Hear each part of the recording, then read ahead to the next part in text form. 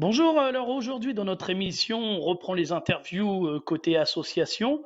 Et là, on va commencer cette nouvelle saison avec une association que je vous en ai parlé. Je vous ai déjà lu quelques offres d'adoption de son côté. Cette asso, c'est les Gloutons Garous. Et puis pour nous en parler, on accueille Stella. Stella qui est présidente de l'association. Bonjour Stella. Bonjour. Comment ça va aujourd'hui Stella? Bien, un petit peu malade, mais ça va. C'est Voilà, un petit peu la période pour ça, donc ça passe. bizarrement, je m'en doutais. Alors Stella, donc tu es présidente de l'association Les Gloutons Garous, c'est ça? Oui, tout à fait. Alors, peux-tu nous en parler un peu de l'association Les Gloutons Garous? Vous êtes situé où? Et puis, quel est le but de cet assaut? Alors du coup, c'est une association où le siège social il est Rouen Gauche au niveau du Jardin des Plantes, mais c'est pas du tout un refuge. On fonctionne à distance avec des familles d'accueil et des familles d'adoption. On aide les chiens du monde entier avec une préférence quand même par facilité pour la Serbie, la Bulgarie et très ponctuellement l'Ukraine. On gère également les abandons en France, les menaces euthanasie ou les sorties de maltraitance. D'accord. Donc vous l'aurez compris, enfin, Stella, elle travaille sur la France et beaucoup sur les pays de l'Est. Alors, Stella, je t'ai déjà posé la question, on s'est déjà eu au téléphone. Je voulais te la reposer pour éclairer un peu les auditeurs qui sont pas au courant. Alors voilà, comme je voulais te demander, il y a beaucoup de gens qui vont se dire, elle est bien gentille, la petite Stella, elle aide les chiens dans les pays de l'Est, pourquoi pas aider en France alors qu'il y en a énormément aussi en France d'animaux qui ont besoin d'aide? Alors du coup, effectivement, en France, la question, on l'a très souvent. En France, les situations dans les SPA ou dans les associations de protection animale, c'est plus ou moins contrôlé. Les conditions de détention sont bonnes, entre guillemets. C'est-à-dire que les loulous qui sont abandonnés en France ont des conditions de vie semi-décentes, même si c'est en box. Alors que dans les pays de l'Est, la situation, elle est catastrophique, peu importe la fourrière, entre guillemets. On a des loulous qui, malheureusement, ne mangent que 2 fois par semaine, par exemple. Donc, du coup, il arrive qu'ils se mangent entre eux, qu'ils s'attaquent. Il y en a certains qui sont complètement maltraités à l'extrême. Les euthanasies, ce n'est pas des petites piqûres dans un cabinet au chaud, dans une arrière-salle. C'est à coup de râteau, c'est à coup de jet d'eau sous -40. Les moins chanceux, par exemple, dans une fourrière serbe, où il n'y a absolument aucun budget d'alloué par la ville, ils terminent par prendre les chiens vivants, les jeter vivants dans un broyeur à viande pour pouvoir nourrir les copains, tellement ils n'ont pas d'argent pour solutionner la fourrière, quoi. Et Donc, en France, ils sont plutôt bien lotis, nos loulous abandonnés, sauf certains cas où c'est vraiment plus extrême. t'as déjà, j'ai envie de dire, t'as déjà malheureusement assisté à des scènes comme ça, non? J'ai été plusieurs fois en Serbie. Fort heureusement, j'ai pas eu des situations folles parce que généralement, ce type de fourrière-là, j'essaie de me protéger un peu aussi et je n'y mets pas les pieds. Mais nous, en fait, quand on va en Serbie, quand on fait des voyages là-bas, on va dans des fourrières qui, pour le coup, euthanasient pas ou alors qui relâchent juste dans les bois et dans les champs, etc. Comme ça, on se protège un peu aussi parce qu'à force de voir des monstruosités régulièrement sur le net, c'est voilà. Pour la santé mentale, on préfère ne pas se rendre dans les lieux où c'est pire, pour le coup. Ouais, d'accord. Alors, comment du coup, comment ça se passe alors entre ton assaut et parce que là-bas, donc les chiens, tu les récupères dans des refuges, c'est ça, non? Non, les chiens, alors les 3 quarts du temps, c'est soit des sorties de maltraitance. Par exemple, là, on avait 2 chiens où le maître voulait leur tirer une balle parce que une poignée de croquettes toutes les 2 semaines, ça lui revenait trop cher.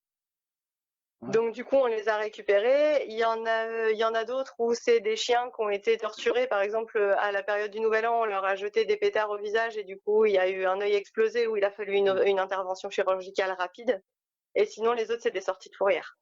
Et dans ces cas-là, c'est qui te contacte en fait? Alors ça dépend. Il y a des fois où il y a des sauveurs sur place qui me contactent et qui me disent c'est là, on a une urgence, on n'a pas le budget, vite aide-nous. Soit c'est des situations où malheureusement les loulous sont en fourrière, ils font des photos ou des vidéos des chiens en fourrière et on n'a aucune info que ce soit sur l'âge, le sexe, les ententes ou quoi que ce soit et c'est un peu toi tu vis, toi tu meurs quoi. Il faut choisir ceux qu'on veut sortir. Ouais, ça doit vraiment être des choses pas faciles. Enfin, j'aimerais pas être à ta place, honnêtement, je te le dis, hein. Bah c'est Vraiment. gentil mais il faut bien que quelqu'un s'y Ouais, colle. ouais, je me doute. Alors, Stella, donc du coup, vous êtes combien dans ton association? Alors du coup je gère absolument tout toute seule si ce n'est la trésorerie qui est gérée par ma mère. D'accord. Et tu as des familles d'accueil, c'est ça donc qui Oui, travaillent tout avec à toi? fait. J'ai des familles d'accueil France entière, donc du coup, j'en ai dans le 49, dans le 27, dans le 62. J'en ai un peu partout et puis des familles adoptives qui soutiennent l'association, même sans pouvoir se proposer famille d'accueil par la suite. D'accord, ouais, bah c'est déjà gentil d'avoir des gens comme ça qui viennent en aide à tous ces loulous et C'est ça. on les remercie. Alors Stella, je voulais te demander ton asso, du coup, comment elle vit? C'est uniquement via les dons des personnes. Elle a aucune subvention, c'est vraiment les personnes qui souhaitent faire des dons à l'association, c'est ce qui nous aide à payer principalement les chirurgies en urgence, par exemple, ou les préparations des chiens. Et en gros, ton asso, elle a besoin de combien pour vivre un mois, on va dire? C'est très difficile et très aléatoire à dire parce que en fait, comme j'ai des chiens un peu partout, dans le monde pour le coup, il y a des chiens par exemple, là j'ai un panier retraite qui va se faire opérer, pour, environ 400 € d'un souci au tympan en France. À côté de ça, ça m'enlève pas non plus mes 1 000 € et quelques de pension pour garder les chiens en sécurité en Serbie et en Bulgarie. Donc du coup, voilà. Et là, par exemple, j'ai sorti une chienne de combat de chien dernièrement, et il lui faut un plâtre à la patte. Et le suspense, c'est que le plâtre, elle l'aura demain, mais je sais pas pour combien on va en avoir. Ah ouais, d'accord, ouais, donc c'est vrai que ouais, tu Donc viens. je peux pas vraiment donner un budget mensuel en fait. La problématique, c'est que ça dépend vraiment des sauvetages. Ouais, c'est un peu, on va dire, pas tout à fait, mais c'est un peu au jour le jour en fait. T'as la surprise à C'est chaque ça. fois, donc voilà. Bah, puis le problème, c'est qu'on sait jamais l'état des chiens qu'on récupère d'abandon, par exemple ici. Ouais. Alors, je voulais te demander aussi ton asso en fait, comment elle a été créée? Du coup, j'ai été, à la base, bénévole pour une autre association, et comme dans la protection animale, on s'entend pas toujours, ça s'est très mal terminé, sauf que j'étais, particulièrement frustrée de pas pouvoir aider les chiens parce que j'étais toujours en contact avec les sauveteurs dans l'Est. Donc, je voyais toujours leur poste de désespoir avec des loulous qui trouvaient pas de solution et qui étaient très abîmés, et la frustration ayant pris le dessus, j'ai décidé de monter la mienne pour pouvoir continuer à les aider, en fait. Oui, c'est vrai. Puis c'est vrai que je me faisais la réflexion, mais j'ai l'impression qu'on voit quand même de plus en plus d'associations, même sur les réseaux, qui essayent de venir en aide aussi à tous ces loulous qui se trouvent aussi dans le pays. Je vois par exemple, il y a une association qui vient aussi en aide. Alors j'en ai vu une en Espagne. Alors Il y en a beaucoup en Espagne parce que le cas des galgos, voilà, enfin, des lévriers, etc., j'osais pas dire le c'est nom, une cata là-bas aussi. j'avais peur de le manger un peu le nom du chien. Et donc il y en a, et j'ai vu aussi dans les îles hein, tout ce qui est euh, Alors, pour le coup, dans les îles, oui, parfois, par exemple, ils utilisent les chiens en appât pour requins. Donc, ils ouais, jettent des chiens vivants avec un hameçon dans la gueule pour appâter les requins là-bas. Donc, oui, non, c'est un peu joyeux partout, hein, en fait, une fois qu'on ouvre un peu les yeux sur le ouais, reste c'est du ça, monde. voilà, exactement. Bah, ça sert aussi à ça, justement, cette émission, à faire voir aux gens que, bah, voilà, il n'y a pas Promis, que on cherche pas à vous déprimer, hein. non, non, mais c'est bien justement de montrer aux gens bah, pourquoi justement, parce qu'il y en a peut-être qui se posent la question de savoir pourquoi il y a autant d'associations, pourquoi il y a autant de personnes qui viennent en aide bah, justement, que ça soit des chats, des chiens, même d'autres, hein, comme on dit les NAC, là, les nouveaux animaux de compagnie. C'est ça. Mais il y a énormément, énormément de travail à faire et faut vraiment espérer que les gouvernements vont réagir, vont faire quelque chose, qu'il va y avoir des lois quand même un peu plus strictes que ce qu'il y a en ce moment, parce que malheureusement, c'est pas Ou du rien tout. que le fait de les appliquer, en fait. La problématique, c'est qu'elles sont pas particulièrement appliquées. La définition d'un chien maltraité, elle est en fonction des yeux de la personne qui va gérer le cas. Ouais, Donc la problématique, c'est que par exemple, là, en ce moment sur Rouen, on a des situations un peu compliquées où on nous demande, enfin, où on me demande en l'occurrence d'aider, par exemple, pour 3 chiens qui sont battus. Sauf que la dame qui fait ce poste et qui me demande de l'aide, elle me demande de l'aide parce que personne d'autre ne l'aide en fait. Elle s'est déjà tournée vers toutes les structures et même les dépôts de plainte n'ont pas fonctionné. Alors que c'est des chiens qui se font battre. Elle a les preuves de ça. Donc la difficulté, c'est que derrière, il y a beaucoup de gens qui ferment les yeux sur la maltraitance animale en France aussi. Donc il y a des lois, mais de la loi à l'application, on a encore une petite marge, quoi. Alors moi, tu sais, quand bon bah je suis sur énormément de pages de défense animalière sur les réseaux, et c'est vrai qu'à chaque fois, moi que je vois, bah voilà, on a récupéré ce chien, on a été le chercher, tu sais. Moi, je dis, il y a une loi qui devrait être, je sais pas, non, elle n'existe pas de toute façon, on le saurait. Mais je pense que si, quand on récupère un chien qui est frappé, qui est tabassé, enfin, voilà, qu'on traumatise, qu'on fait vraiment des gros sévices, le nom de la personne devrait être cité. Parce que je pense qu'il faut les mettre au pied du mur. Il faut qu'ils assument ce qu'ils font parce que c'est facile. Avec en plus maintenant les vidéos, tu prends des animaux pour le plaisir, tu les tabasses, tu les balances d'un toit, j'ai vu C'est un ça. chien là, un pauvre petit loulou. On s'est amusé à tirer à l'arc dessus. Il avait deux flèches qui lui traversaient le cœur. Et le Ah non, chien, mais je suis pas surprise. ouais. Mais là, on a essayé de lancer une pétition avec plusieurs associations. Rien que quand il y a un jugement d'émis avec interdiction de détention d'animaux. Ouais, La personne, son nom n'apparaît nulle part. Il n'y a pas une ah liste. non, non. Il y a pas. En gros, la personne, elle sort du tribunal, elle peut demander à adopter en association. Et bien sûr, on n'a absolument pas du tout cette information-là. Alors ils sont interdits de détention d'animaux pendant X années. Bah, puis il y a ça, il y a le problème aussi, là on est en plein dedans, je vois justement, parce que moi j'en ai parlé au moment des fêtes, et ça montre que c'était pas du pipeau. Là on commence à voir dans les refuges qui commencent à récupérer énormément de chiens qui ont été offerts en cadeau de Noël. Ah oui, j'ai eu le cas dans le 49 là dernièrement. Ouais, bah moi j'ai Donc, vu, j'ai vu le cas là dans un refuge justement de mon secteur, et ça y est, ça commence, et bah voilà, on commence bah oui, parce à. qu'il commence à faire pipi partout, donc c'est pas intéressant hein, maintenant. Et puis c'est plus si mignon, il n'y a plus le petit nœud avec. Donc ça c'est pour ça que quelque part j'ai envie et je pense que mes auditeurs maintenant l'ont compris, mais c'est vrai que des moments c'est dur, des moments on n'a pas envie de savoir, on préfère voilà, se mettre les mains sur les oreilles et puis faire comme si, mais ça existe et il faut se dire que c'est vraiment affreux. C'est pour ça que moi j'insiste vraiment. Euh, voilà, quand vous savez qu'il y a des animaux qui sont battus, qui sont maltraités, hésitez pas, vous pouvez faire un signalement anonyme. Parce qu'il faut l'aider, il faut des chiens qui Et vivent. les grandes fondations ont des numéros d'urgence pour ça. Vous Ouais. pouvez les trouver sur Internet et eux ont des enquêteurs et des structures adaptées. Parce que malheureusement, la petite asso locale comme la mienne, où j'ai pas de box par exemple et où on n'a aucune info sur les ententes des loulous, c'est très compliqué de pouvoir faire une saisie parce que derrière, il faut pouvoir savoir où les mettre une fois qu'on les prend. Ouais, donc ouais, enfin il y a pas. Moi je sais que honnêtement, si je vois ça, je suis le premier à réagir. Ça là-dessus, il y a aucun souci et voilà.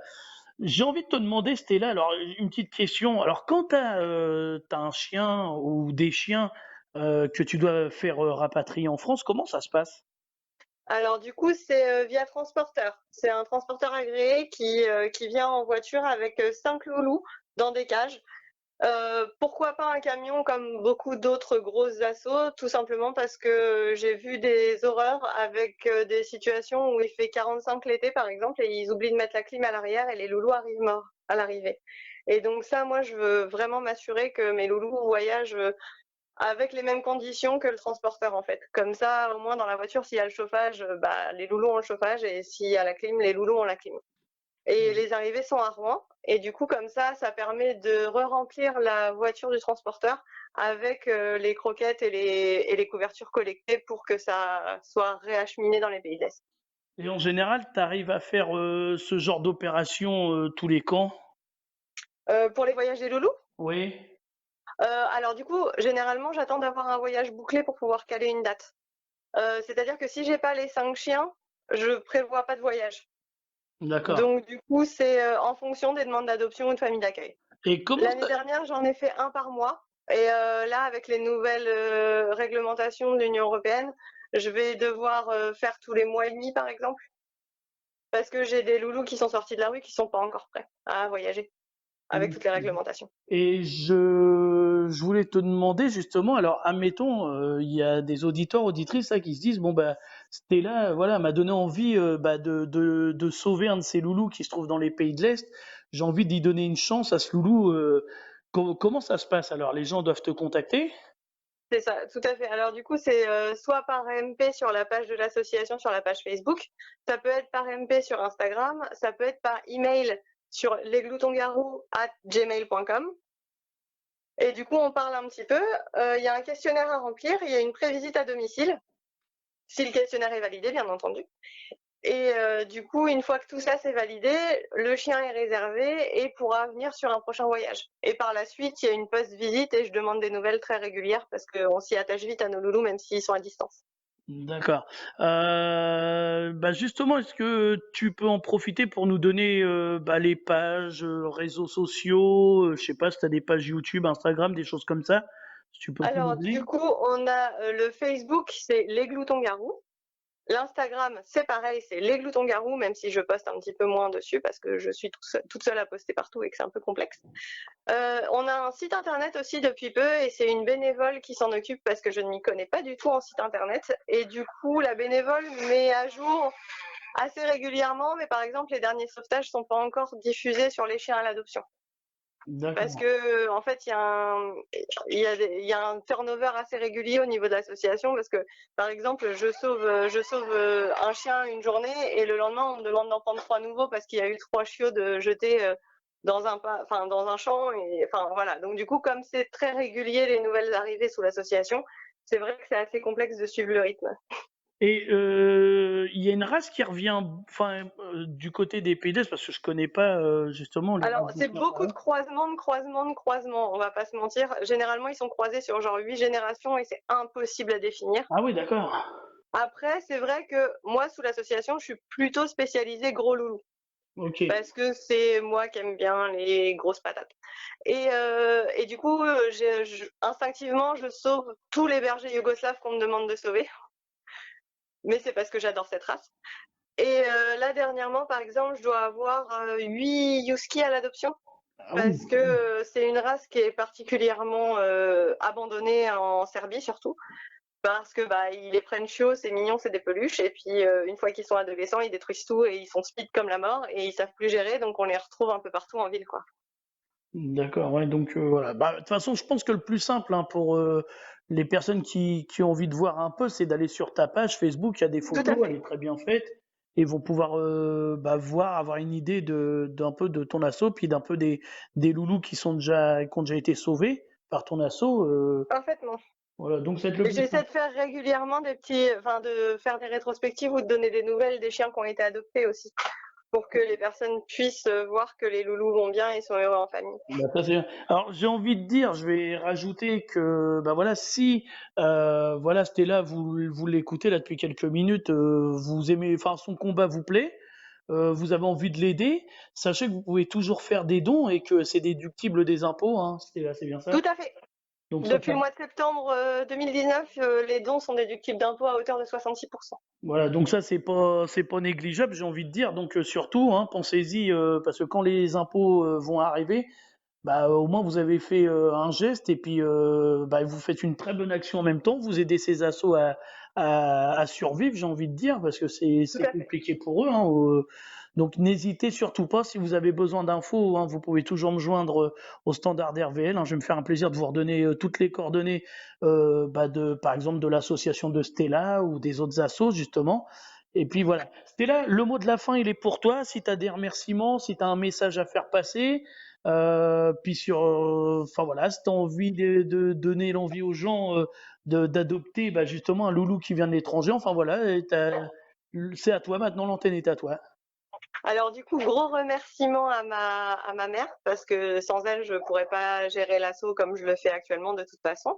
Gros remerciement aussi à la pension complètement ouf dans le 27 qui m'accueille des chiens en urgence assez régulièrement et du coup c'est vraiment super.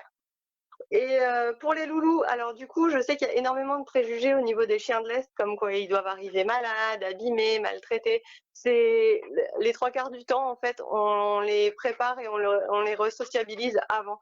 Ça veut dire qu'ils ont leur primo-vaccination, leur rappel, leur vaccin contre la rage, ils sont pucés, ils ont un passeport, ils ont une prise de sang qui atteste qu'ils sont immunisés contre la rage et ils ont leurs 3 mois de quarantaine en plus d'être vermifugés et déparasités. Donc les loulous arrivent en pleine santé en France et les 3 quarts ont un passif tellement horrible qu'ils sont juste complètement reconnaissants que vous les ayez adoptés en fait. C'est des amours de loulou et qui vous font des câlins non-stop. On n'a aucun chien agressif qui est arrivé sous l'association jusqu'à présent. Bon bah voilà, ça, c'est bon. Et j'ai envie de dire, même quand ils aboient, il n'y a pas l'accent. Ah bah non, ça c'est pratique. Bah Stella, écoute, je te remercie beaucoup. On Ben non, remercie et merci à toi. Puis on va en profiter, on va remercier ta maman qui t'aide beaucoup, on va remercier toutes ces familles, tous ces bénévoles qui te viennent en aide, toutes ces personnes qui donnent de leur temps aussi pour t'aider. C'est Euh, ça. on croise les doigts, et je te dis un gros gros merde hein, pour ton association. Et, Merci.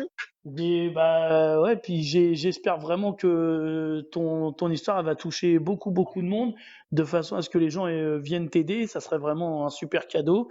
Et puis bah voilà, comme vous disiez, Stella, allez sur sa page Facebook, vous allez vous rendre compte un peu du boulot qu'elle fait, que tous ses membres font. Vous y allez et puis vous pourrez discuter avec elle si vous voulez des infos justement. Vous avez envie d'adopter, vous avez envie de parler avec Stella, vous avez envie de faire un don, hein, c'est des bonnes choses. Vous pourrez discuter avec elle. Alors, pas d'inquiétude, surtout si elle répond pas aussitôt, parce qu'elle est très occupée, mais elle va vous répondre là-dessus, Tout il n'y a à aucun fait. problème. Stella, je te remercie beaucoup.